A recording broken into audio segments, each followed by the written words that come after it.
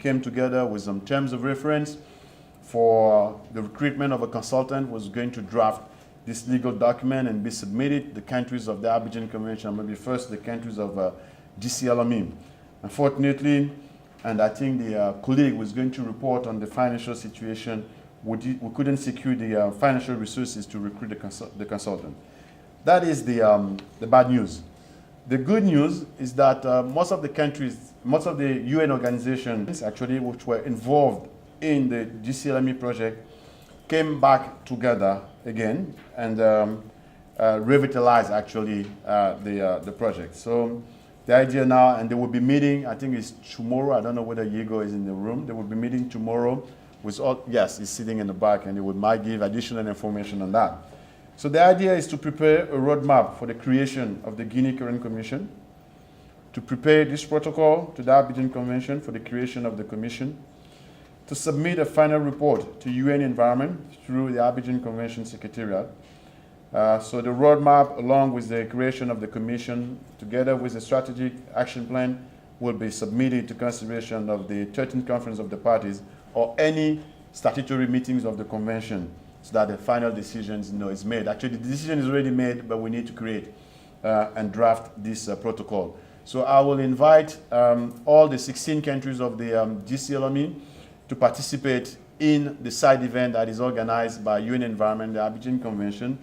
And please be assured that the World Bank, UNIDO, FAO, UNDP, I think the JEF Secretariat, they're all informed. There have been consultations amongst ourselves, to move this process forward. Next decision, next COP10 decisions, which was carried out during the period in review, is decision COP10/15 on the cooperation with regional fisheries bodies. Countries of the Abidjan Convention decided that we need to see us, intervening and working in the field of fisheries, but not fisheries, for the fishes, but fisheries from the ecosystem perspective. And the countries requested the Secretariat to strengthen its links, with the regional fisheries bodies. Secretariat of the Abidjan Convention signed an MOU with the West Africa, actually the Regional Fisheries Commission based in Dakar, Senegal, and there is another Fisheries Commission based in Gabon, in Libreville, Gabon, Corab. So we have two memoranda of understanding, with those regional fisheries bodies. And actually, those documents makes provision for the evaluation of fish stocks and the marine ecosystems, the conservation and protection of fish stocks and marine coastal ecosystem, fisheries management, sustainable development of aquatic ecosystems. So UN Environment and the Convention on Biodiversity are trying to make the regional seas conventions, such as the Abidjan Convention, and regional fisheries bodies to collaborate more. The last annual meeting of the regional seas conventions as managed by the UN Environment, which took place in Korea actually, was the occasion, to bring those two partners together and see how we can collaborate more. The involvement of the Abidjan Convention in the Canary Current large marine ecosystem is another sign that progressively the Abidjan Convention Secretariat is more and more involved in fisheries management, from the ecosystem perspective, because we are responsible for component 3 in this project that deals with water quality, habitat, and biodiversity. We all understand that, if the ecosystem health is not in good shape, fish would not reproduce. This is the basis, the natural capital basis. I think we are almost at the end. With regard to COP10 decisions that were carried out in the last exercise. It's about the ad hoc committee on science and technology. Countries of the Abidjan Convention decided that they were going to put together a committee on science and technology made up of the best scientists, in the regions. Most of the countries here are represented. They have at least, 2 representatives, from the university, from the science and technology sector. The Committee on Science and Technology has played a very valuable role during the period in the review. It helps with all the protocols because we have lawyers, we have specialists in oil and gas and pollution, we have mangroves specialists. We also have ICZM specialists as well. So they help also with drafting the decisions that are going to be submitted to your attention today. So we are pretty proud and happy with the achievements of this Committee on Science and Technology. And the Committee of Science and Technology actually gives the scientific base or the scientific backup on everything that we do here. You will see that we'll be talking about decisions on the lagoons or decisions on human settlements along the coast. But we can't be sitting in the Secretariat and say, oh, this is important for Africa without the scientific base, those people that back up the work that we do. About the efforts to establish partnership and cooperation. In addition to rejoicing in the achievement, we wanted to hear a little bit more on what the constraints have been.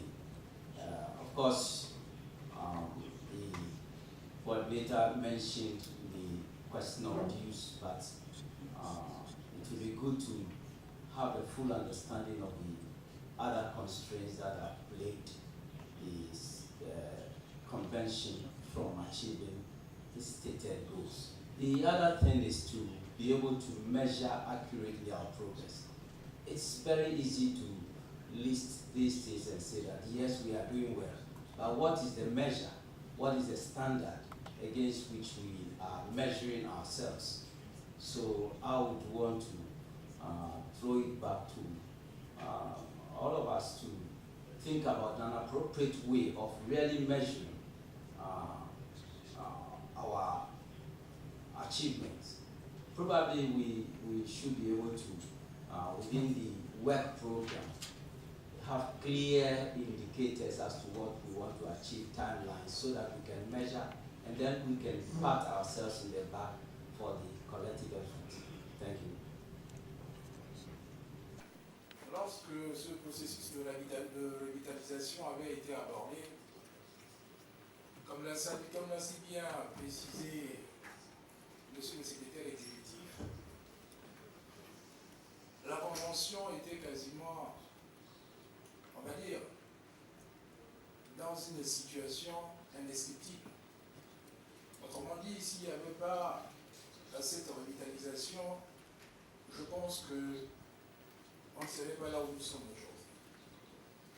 Il est vrai que l'entrée d'un État, on va dire leader, parce que lorsque nous sommes passés de la COP 8, je pense que c'était la COP 8 à Libreville, avec l'entrée d'un nouveau membre, notamment l'Afrique du Sud, dans le processus de revitalisation, on a vu certains États qui se sont davantage concentrés sur les intérêts principaux de la Convention en essayant chacun de faire le minimum d'efforts qui était attendu de lui pour que nous puissions effectivement donner à la Convention d'Abidjan le niveau qui est le sien aujourd'hui après 10 ans de processus de revitalisation.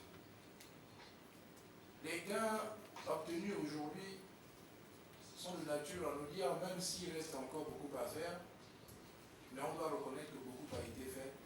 Au-delà des chiffres que nous pouvons avancer, mais il demeure que déjà, lorsque nous amorcions le processus de revitalisation, la Convention n'avait pas de siège, par exemple. Aujourd'hui, la Convention dispose d'un siège. À l'époque, la Convention était hébergée à Nairobi. Aujourd'hui, elle est hébergée à Abidjan, comme l'avons demandé lors de la COP de Johannesburg. Aujourd'hui, la Convention dispose d'un réel secrétariat qui n'est plus l'unité de coordination, mais un réel secrétariat, là aussi, c'est palpable. La Convention a signé un certain nombre de protocoles d'accord avec les institutions, notamment les comités régionaux de pêche, que ce soit la COREP au niveau de l'Afrique centrale, ou le comité régional de pêche au niveau de l'Afrique de l'Ouest. Nous avons essayé, toujours dans ce processus de revitalisation, d'élaborer un certain nombre d'outils consensuels, que ce soit pour la lutte contre les pollutions. Aujourd'hui, durant cette COP, on va examiner pas mal de protocoles. Donc, je crois sincèrement que, malgré tout, même s'il y a encore des problèmes, nous arrivons au terme d'un processus qui aura quand même duré 10 ans. Et en 10 ans, les résultats sont plus ou moins palpables. Avec dernièrement l'adhésion, comme il nous a été signifié ici, de nouveaux États. Nous sommes donc passés, on va dire en quelques années, de 13 ou 14 États à quasiment 19, ou un peu plus en entendant les deux autres qui ont encore un statut d'observateur, mais qui assistent régulièrement aux différentes COP, aux grandes réunions que nous tenons ici. Donc je crois, Monsieur le Président, sans faire la fine bouche, la Convention d'Abidjan a fait son chemin. La Convention d'Abidjan, à mon sens, a des bons jours devant elle. Il appartient simplement à chacun des États membres de continuer à donner le meilleur de lui-même, même si c'est vrai que les temps sont difficiles. Mais sans contribution des États, il est tout à fait difficile au secrétariat de fonctionner et surtout de remplir clairement les missions qui lui sont assignées et surtout à respecter le plan de travail que nous adoptons régulièrement durant les COP. Donc à ce titre, Monsieur le Président, je m'en vais suggérer, au terme de ce processus de revitalisation, qu'une recommandation soit formulée à l'endroit du secrétariat pour reconnaître l'ensemble des efforts qui ont été faits au moment où s'achève ce processus de revitalisation. Telle était, Monsieur le Président, la contribution du Gabon. Je vous remercie. Rappeler que nous qui avons suivi depuis des années cette convention, il y avait un moment où on ne pouvait pas se réunir. Donc, depuis 2006, avec un des pays, le ministre a demandé à ce qu'il y ait la revitalisation. Je pense que le progrès a été fait. Et ça, je tenais à féliciter le secrétariat pour le travail abattu. Aujourd'hui, on est arrivé à un point où on ne peut plus reculer. Et les défis sont nombreux. Avec tout ce qu'ils nous ont présenté, et tout hier, les communications qu'on a eues, je pense qu'on a le dos au mur. Et c'est un appel qu'en tout on voulait lancer, surtout aux pays qui participent moins, surtout au fonds d'affectation spéciale. Sans ce fonds, je pense que le secrétaire sera vraiment à bout du souffle. Tout ce qu'ils ont prévu comme activité, ils ne pourront pas réaliser. Donc il y a question vraiment, comme le Gabon l'a dit, qu'on puisse féliciter le secrétaire. Ils ont fait le boulot. Et ça, je tenais vraiment à l'esprit. Merci. Donc le Congo vient s'ajouter sur la liste de ceux qui viennent de féliciter la Convention d'Abidjan. Aucun pays ici, enfin faisant partie de cette convention, ne peut dire le contraire de ce qu'a dit le Gabon. Quand le Congo fait partie de ces pays-là qui soutiennent toutes les actions que la convention a eu à mener avec succès. Nous n'y croyons pas au départ, parce que ce travail d'abord est parti d'une seule personne, la personne de M. Abou-Bamba. C'était à la COP 9 au Ghana qu'on s'est dit, mais comment une personne peut arriver à un tel succès? Il était difficile même de mettre en place une équipe parce que, vu les difficultés financières, les contributions directes des pays qui n'arrivaient pas, on s'est dit, mais comment va-t-on former une équipe autour de M. Abou-Bamba pour que le travail soit plus effectif? Mais on est arrivé. Aujourd'hui, la Convention a une nette évolution. Nous avons un siège et nous avons fait beaucoup de progrès. Aujourd'hui, la Convention est très visible dans tous les pays. Ils soutiennent les pays et nous accompagnent dans tout ce que nous voulons faire en milieu marin et côtier. Et pour ça, j'en félicite. Merci. Le Bénin a été consulté, une consultation nationale. Et je l'avoue, les différents acteurs intervenant dans le domaine marin, dans le domaine du milieu marin, se sont prononcés réellement sur le contenu. Et ceci conformément à nos préoccupations est prioritaire. Le Bénin se réjouit à plus de titres, car je crois que l'adoption de ces protocoles, je le précise, permettront à nos différents États, au Bénin en particulier, de faire une gestion rationnelle de ces ressources marines. Merci beaucoup. C'est juste une contribution. Merci. Mr. Executive Secretary, for clarification or additional information on the matter. Thank you, Mr. Chair. I think this, I can remember the country or the countries which are supporting this draft decision, but I want to highlight 1 or 2 points. There is a debate, debate has actually started since the last 8 years on the opportunity to elaborate a legally binding international instrument that will manage, biodiversity located beyond national jurisdiction.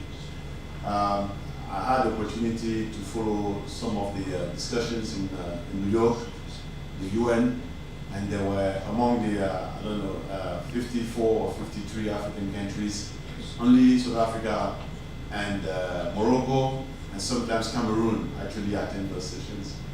It's very unfortunate, and I think our role as the Convention, as the Abidjan Convention, is to provide the information and explain to countries how important it is for Africa to get involved in this debate. I was explaining that Switzerland was very active in the discussion in New York because of the genetic resources that they use, for pharmaceutical purposes. Last time I was in New York, the delegate from Morocco, talking on behalf of the African group, said, well, we'll be interested in the debate on biodiversity beyond national jurisdictions, as long as they address the issue of fisheries or the access of food security or something like that. I think it goes slightly beyond that, and Africa must be present if they want to apply the principle of benefit sharing. Once they discover something, in that surface that belongs to everybody, how African countries, will have the share, when wealth is created based on the exploitation of the biodiversity that is located beyond national jurisdiction. There are so many other advantages, such as transfer of technology, capacity building, because it's not clear, for all of us, why there's so much fuss about, biodiversity located beyond national jurisdiction. But the thing is that this biodiversity belongs to all of us, and we need to intervene in the debate. That's why I believe the draft decision was tabled, and yes, the debate is open. How we go about it? Monsieur le Président, je voudrais prendre la parole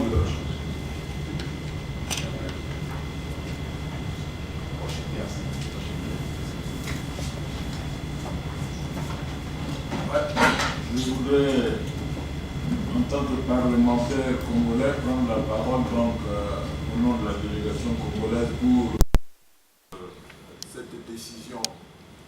Pas plus tard qu'il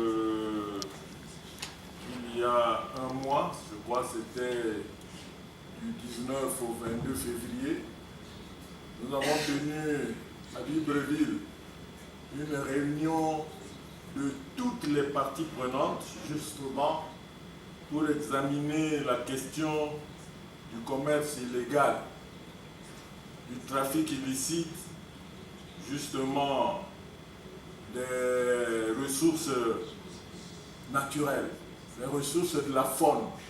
Et là, nous avions regroupé et les juristes, et les techniciens, et les représentants des gouvernements, et les parlementaires. Nous avions décidé que pour mener cette lutte-là, il fallait harmoniser nos législations, il fallait travailler ensemble, intégrer toutes les forces, toutes les parties prenantes pour que nous puissions obtenir des résultats probants. Nous avions constaté par exemple dans notre sous-région Afrique centrale que les législations n'étaient pas harmonisées. Celui qui pouvait décimer tout un troupeau d'éléphants, par exemple, au Gabon, ne pouvait courir que 6 mois d'emprisonnement. Alors qu'au Congo-Brazzaville, celui qui tue un seul éléphant courait 5 ans d'emprisonnement. Au Cameroun, 3 ans. Et vous voyez, les braconniers cherchent en ce moment-là des moyens pour aller agir au Gabon parce qu'ils savent qu'ils peuvent tout faire, ils n'ont que 6 mois d'emprisonnement. Nous avons vu qu'il fallait harmoniser nos législations et faire une guerre. Une chose encore, il faut poursuivre les vrais braconniers, les vraies personnes qui tirent profit de ce commerce. On profite du fait que dans nos pays, il y a la pauvreté. On prend donc nos citoyens qui n'ont pas de moyens de vie, qui acceptent la prison pour tuer et tirer profit de ces choses, mais c'est de petits profits. Mais ceux qui organisent ce commerce sont loin, on ne les connaît pas. Donc ceux qui subissent ces prisons-là, ce sont juste des hommes de terrain que l'on prend avec soit des trophées ou l'arme à la main, mais ceux qui en tirent profit continuent de le faire. Voilà pourquoi il faut une action concertée à tous les niveaux, au niveau de tous les pays et plus loin, pour qu'on puisse mettre fin. La même chose se passe justement sur les eaux. On a parlé entre-temps des bateaux qui passent sur les larges et qui font ce qu'ils veulent. Ils tuent nos ressources, ils les prélèvent et puis ils jettent même ce qui ne leur plaît pas là. Et je pense qu'il faut soutenir cette décision avec beaucoup de force. Nous devons mutualiser nos efforts, nos moyens, tout ce que nous avons comme intelligence pour faire la guerre à tous ceux qui organisent ce commerce. Souvent, les vrais organisateurs sont loin, on ne les voit pas, mais nous n'avons affaire qu'aux petits braconniers, ceux qui vont pour prélever dans nos forêts, mais qui le font parce qu'ils n'ont pas autre moyen de vivre que aller le faire. Donc, je vous remercie, M. le Président. La Côte d'Ivoire soutient cette décision parce que pas plus tard qu'en février, en l'espace de 10 jours, nous avons vécu l'échouage de cachalot et de dauphin. Le cachalot qui a échoué, on se rend compte que la tête n'y est pas. On se rend compte qu'il y a une corde qui était attachée à la queue. Le dauphin qui a échoué, il n'y a pas de mâchoire, donc c'est dire que c'est un braconnage au niveau de nos eaux. Donc il faut vraiment prendre les dispositions pour pouvoir contrecarrer ce genre de pratiques. Une communication au Conseil des ministres a été donc initiée. On attend les décisions pour prendre les dispositions. Je pense que la Côte d'Ivoire soutient ce